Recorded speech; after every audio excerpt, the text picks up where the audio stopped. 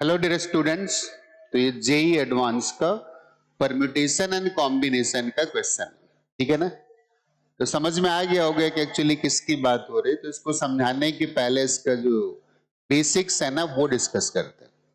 जैसे हम लोगों ने लिखा एन सी आर और plus N C R minus one, ये काफी यूजफुल कॉन्सेप्ट है।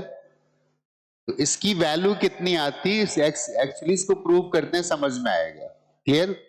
एनसीआर को क्या लिख सकते हैं, इसको लिख सकते हैं n factorial divided by r factorial और divided by n minus r factorial. इसको क्या लिख सकते हैं n factorial divided by r minus one factorial and divided by n minus are plus one factorial, ठीक है ना। अब इससे कुछ चीजें कॉमन निकाल लेते हैं, right.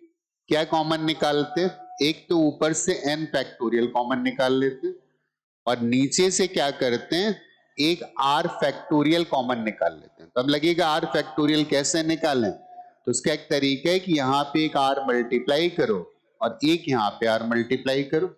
Now this will become r factorial. Clear. और फिर हम निकाल लेते हैं n माइनस r और प्लस वन फैक्टोरियल। तो यहां तो दिख रहा है लेकिन यहां नहीं दिख रहा है, तो उसके लिए क्या करते हैं n minus are plus one से मल्टीप्लाई कर देते हैं और n minus are plus one से उसी से डिवाइड भी कर देते हैं। तो ये दोनों मिलके क्या बन जाएंगे n minus are plus one factorial. ये सब निकाल लेने के बाद देखते हैं अंदर बचता क्या है, ठीक है ना। क्या क्या हम लोग बाहर कर चुके हैं वो देखते हैं। n फैक्टोरियल हमने बाहर कर लिए, क्लियर। ये r फैक्टोरियल हमने बाहर कर लिए, right. n minus are plus one factorial बाहर कर लिए, इसका मतलब ये भी बाहर कर लिए। तो अंदर बचा कितना है, तो अंदर जो बचा है उसको लिख देते हैं कितना n minus are plus one, तो यहां से बचा और यहां से कितना बचा r बचा। उसमें भी दिख रहा है कि माइनस आर और प्लस आर कैंसिल हो गए, तो ये कितना बचा n plus one and n plus one multiplied by n factorial and that becomes n plus one factorial divided bye r factorial और इसको लिख देते हैं n plus one minus r fact. वही लिखा है एक्चुअली, बस प्लस वन को इधर कर लिया।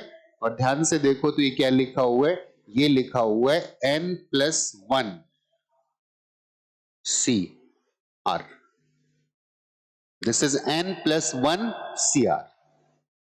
बात समझ में आ गई। इसी रिजल्ट का हमें यूज करना है, मतलब ये रिजल्ट आ गया कितना n plus one C R. Clear हो गया। अब उसने बोला है कि ये सॉल्व करो, ठीक। तो ये एक्चुअली है क्या 47C4 और इसको अगर हम ओपन कर दें j इक्वल टू वन लिखेंगे ना, तो j इक्वल टू वन लिखेंगे तो 51C3 आएगा। j इक्वल टू टू लिखोगे तो 50C3 आएगा। 3 लिखोगे तो 49C3 आएगा। 4 लिखोगे तो 48C3 आएगा और 5 लिख दोगे तो 47C3 आएगा, ठीक है ना। अब देखते हैं कि ये रिजल्ट जो हमने निकाला है वो रिजल्ट यहाँ पे कैसे यूज कर सकते हैं, कहां से एक्चुअली शुरू करें, ठीक है ना। इसमें ये दोनों सेम रहते हैं, एक इसमें कम रहता है। तो यहाँ पे सब जगह 3 आ रहा है, ठीक। तो मुझे लगता है कि इसको पकड़ने की जरूरत है इन दोनों को, क्योंकि 47 दिख रहा है, उधर 3 आ रहा है। तो इन दोनों को मिला के अगर मैं लिखना चाहूंगा तो दिस विल बिकम उस result say that will be 48C4।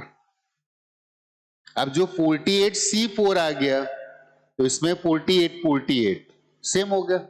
अब 48 सेम हो गया तो इन दोनों का मीनिंग क्या निकल के आ जाएगा, इन दोनों का मीनिंग आएगा 49C4। क्लियर।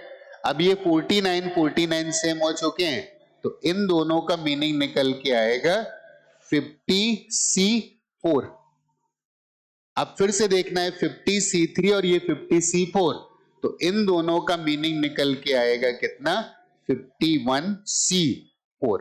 अब ये 51 सेम है तो इन दोनों का मीनिंग निकल के आएगा 52C4। इसका मतलब सी पार्ट करेक्ट हो गया। C part is the correct option. काफी इंपॉर्टेंट रिजल्ट है, कॉमनली पता होना चाहिए, पता भी होना चाहिए कि कैसे आया है। NCR plus NCR minus 1 is equal to N plus 1 CR। I think बात समझ में आ गई होगी।